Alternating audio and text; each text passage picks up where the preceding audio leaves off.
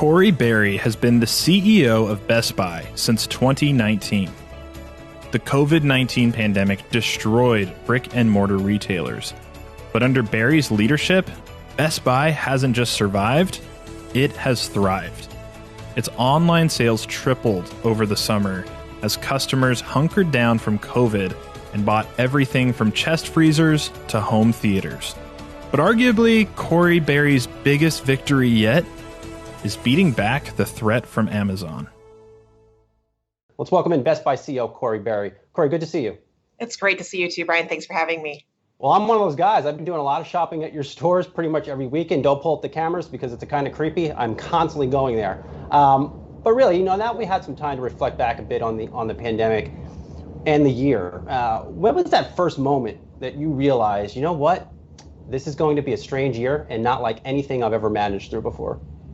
I think we all hit it around the same time. There was that moment as we headed into March where you started to see the proliferation of the virus and you started to feel the concern. And certainly we felt the concern both from our customers and our employees.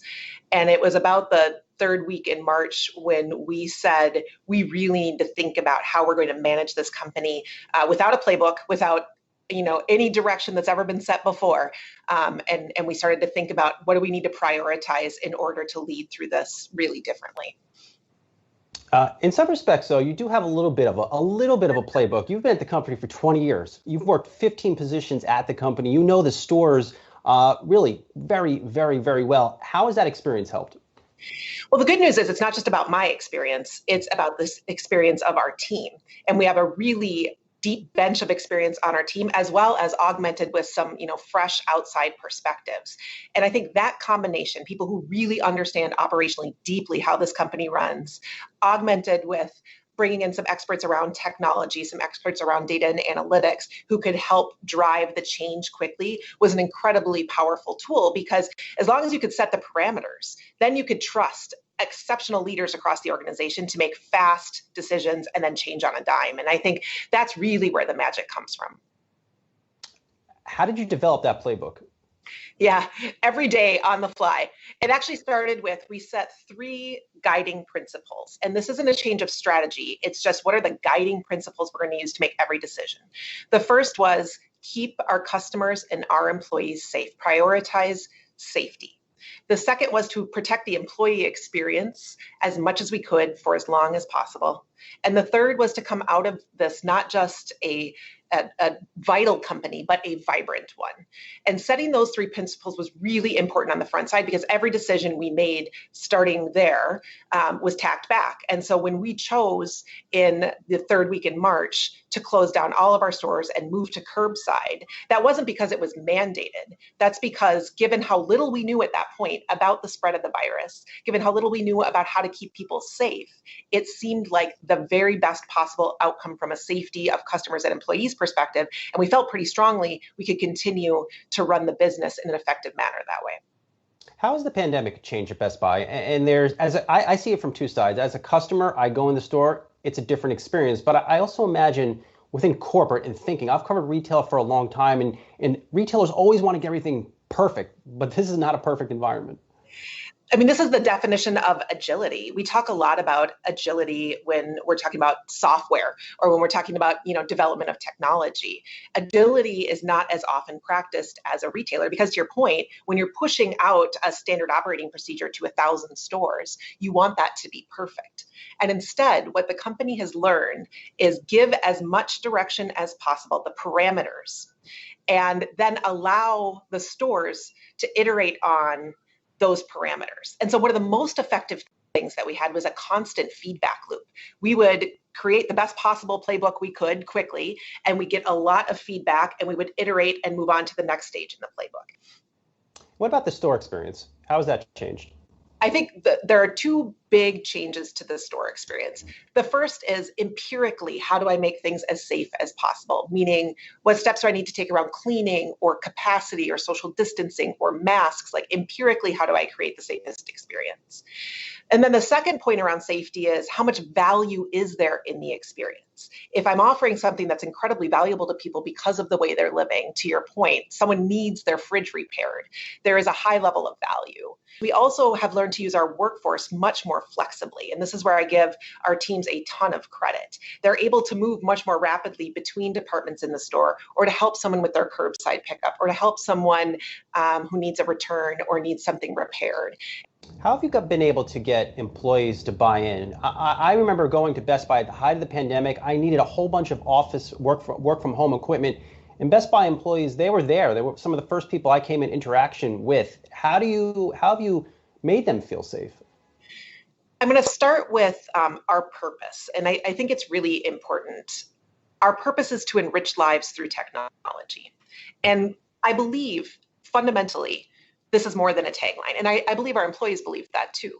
And all of a sudden with the pandemic, it became true in spades overnight. The only way we can connect with loved ones is using technology. The only way we can work, we can learn, we can entertain, cook, all of those things are being done on the back of technology. And our employees believe in our purpose. The thing that someone asked me, what has made me most proud throughout this time period? And the truth is that our employees are proud.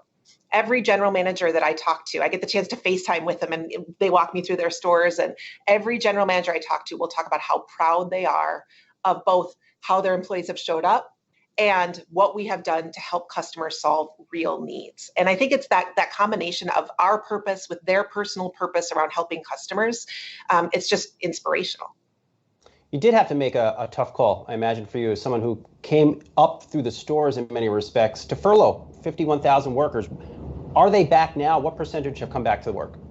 Yeah, so as of our Q2 announcement, which was midway through August, we had brought 2/3 of our employees back. And then we announced, as we've been doing our holiday hiring every year, you hire up for holiday, and we are definitely hiring up for holiday.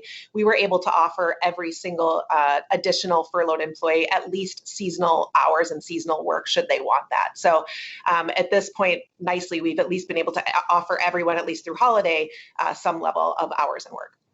Talk to us about the holiday season. It's shaping up to be a bizarro holiday season, to say the very least. What efforts are you putting into to keep people safe, but also to encourage shopping? I mean, the country's in rough shape.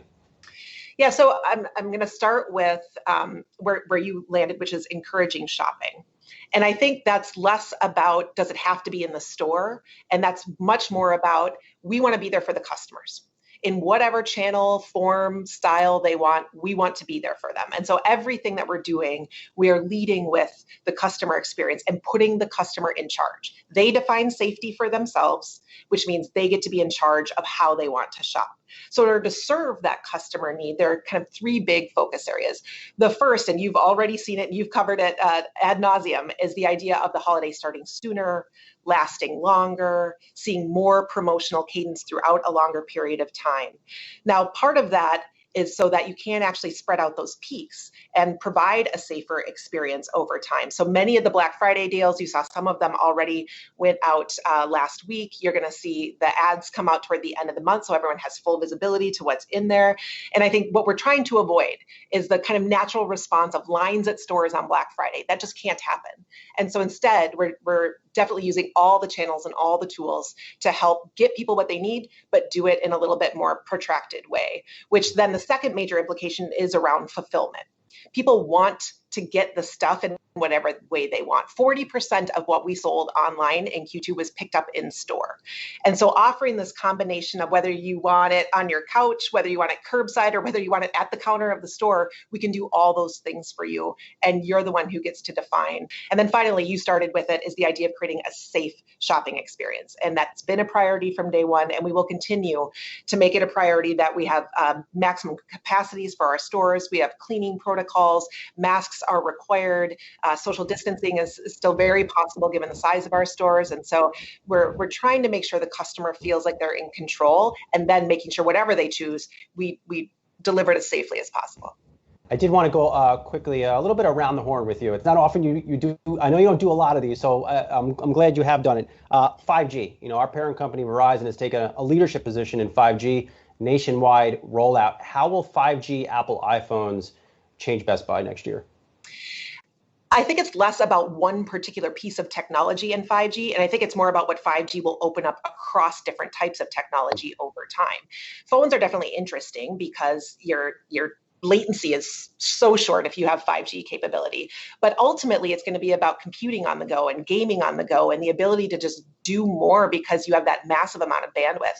And so I think this bodes well over time that there will be more and more devices that will leverage 5G capabilities, whether it's in your home, but frankly, also on the go. How has the pandemic changed you as a leader?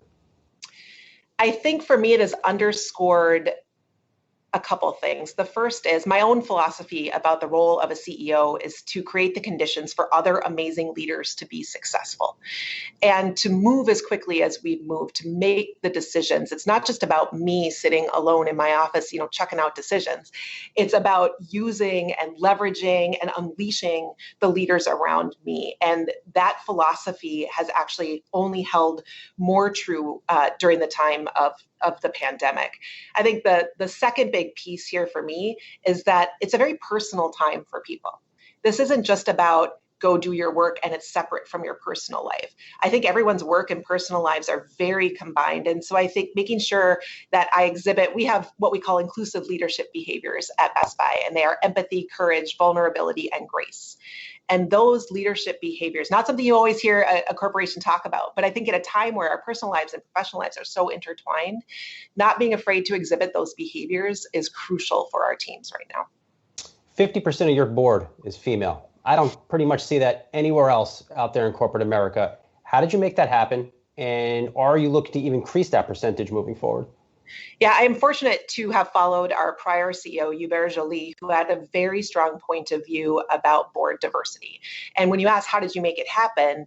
We decided we wanted to make it happen. And there are plenty of qualified candidates out there.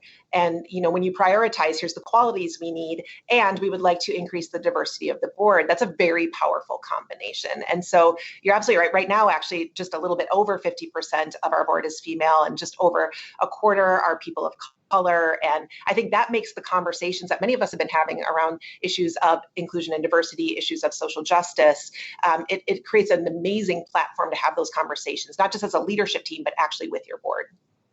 What does it mean for Best Buy's future that in many respects, you all are the last man standing in the electronic space? Yeah, we have the discounters, we have a Target, we have a Walmart, we have a Costco, we have a BJ's, but there are no other retailers of your size out there doing what you're doing. What does that mean to your future? Yeah. So let me say first out loud, we do get the luxury of competing against the world's foremost retailers. And there are definitely many who carry consumer electronics products. But I do think our differentiation is our ability to show you everything that might be possible. So I'll take computing as a category. Everything from the opening price point laptops to the $1,500 perfectly spec'd gaming computer, and everything in between with a knowledgeable associate who can help you put a full solution for your life together. And I think the way that all of us are living right now, all of a sudden you really start to see this idea that our lives truly can be, and actually have to be right now, enriched by technology. It's a very unique end-to-end position where we're able to help you, whether it's just that point solution you want to buy online, or you do want to come in and put together that home office. We can help you across that spectrum. And I think that is our uniqueness as we go forward.